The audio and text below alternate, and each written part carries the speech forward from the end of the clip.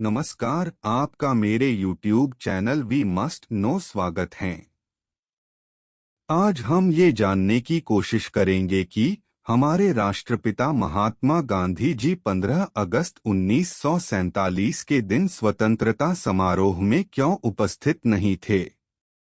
150 साल से भी ज्यादा चले रक्तरंजित भारतीय स्वतंत्रता आंदोलन के बाद 14 अगस्त 1947 की मध्यरात्रि के समय भारत देश को ब्रिटिश सरकार से आज़ादी मिली।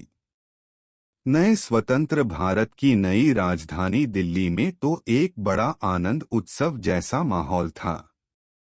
नए स्वतंत्र भारत के पहले पंतप्रधान आदरणीय पंडित जवाहरलाल नेहरू जी ने स्वतंत्रता प्राप्ति दिन के सुनहरे अवसर पर संसद की संविधान सभा में अपना अमर भाषण नियति के साथ दिया। पर इस स्वतंत्रता प्राप्ति के उत्सव में हमारे राष्ट्रपिता महात्मा गांधी जी उपस्थित नहीं थे। भारतीय स्वतंत्रता आंदोलन के अति महत्वपूर्ण स्वातंत्र्य सेनानी गांधी जी स्वतंत्रता प्राप्ति के दिन उत्सव में शामिल नहीं थे। तो क्या था इसके पीछे का कारण? जिस समय राष्ट्रीय राजधानी दिल्ली को स्वतंत्रता प्राप्ति के भव्य उत्सव के लिए सजाया जा रहा था, ठीक उसी समय बंगाल में सांप्रदायिक हिंसा जोर से भड़की हुई थी। 1947 साल की भारत की आज़ादी देश का बंटवारा लेके आई थी, जिसमें कि भारत और पाकिस्तान दो स्वतंत्र देश बने थे। ब्रिटिश रूल के बंगाल प्रदेश का बंटवारा भी भारत और पाकिस्तान के बंटवारे का हिस्सा था।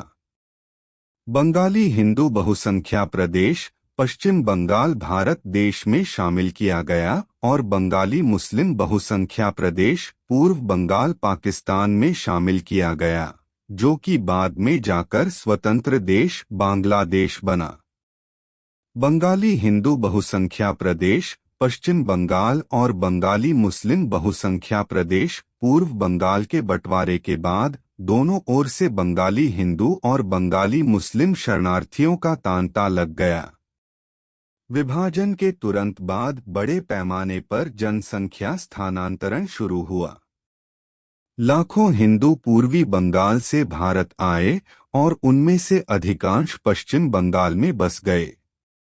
बंटवारे के कारण बंगाल में सांप्रदायिक हिंदू मुस्लिम दंगों की आग भड़की हुई थी। उन आग की लपटों को बुझाने के लिए महात्मा गांधी जी 9 अगस्त 1947 को ही कोलकाता आए हुए थे। उन्हें नोआखली की यात्रा करनी थी, जो अब बांग्लादेश में है। हैदरी हवेली को गांधी जी के रहने के स्थान के रूप में चुना गया था। हैदरी हवेली को आज एक संग्रहालय में बदल दिया गया और बेलिया घाटा में गांधी भवन कहा जाता है।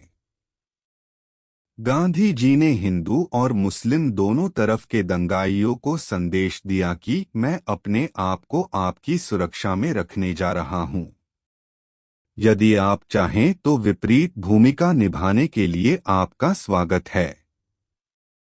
मैं अपनी जीवन यात्रा के लगभग अंत पर पहुंच गया हूं। मुझे ज्यादा दूर नहीं जाना है, लेकिन मैं तुम्हें बता दूं कि अगर तुम फिर से पागलपन में सांप्रदायिक दंगों में शामिल हो गए तो मैं इसका जीवित गवाह नहीं बनूंगा। मैंने नोआखली के मुसलमानों को भी यही इशारा दिया है। मैंने अधिकार अर्जित किया है। इससे पहले कि नोआखाली में मुस्लिम पागलपन में सांप्रदायिक दंगों का एक और प्रकोप हो, वे मुझे मरा हुआ पाएंगे।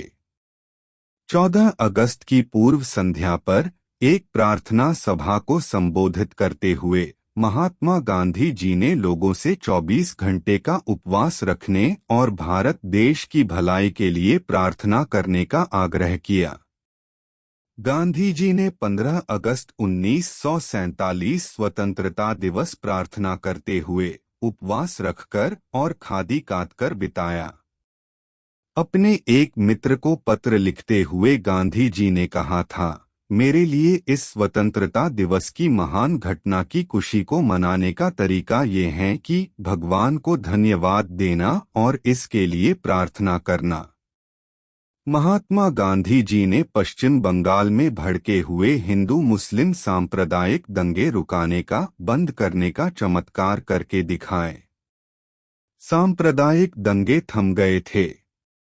उस समय गांधी जी ने कहा था, वह तब तक संतुष्ट नहीं हो सकते जब तक हिंदू और मुसलमान एक दूसरे के साथ सुरक्षित महसूस नहीं करते और पहले की तरह रहने के लिए अपने अपने घरों में नहीं लौट जाते। लोगों के पूरी तरह से हृदय परिवर्तन के बिना, वर्तमान उत्साह के बावजूद भी भविष्य में ऐसी घटनाओं की संभावना हो सकती है। पश्चिम बंगाल उस समय के सरकार के मंत्रियों को भी गांधी जी ने एक संदेश दिया था कि आज तुमने अपने सिर पर कांटों का ताज पहना है। सत्ता की कुर्सी एक खराब चीज है। उस सीट पर सदैव जागते रहना है। तुम्हें अधिक सच्चा, अधिक अहिंसावादी, अधिक विनम्र और अधिक सहनशील बनना होगा। ब्रिटिश शासनकाल में आपकी परीक्षा ली गई थी, लेकिन एक तरह से यह कोई परीक्षा ही नहीं थी। परंतु अब तुम्हारी परीक्षा का अंत न होगा। धन के लालच में न पड़े। ईश्वर तुम्हारी मदद करे। आप गांवों और गरीबों की सेवा के लिए हैं।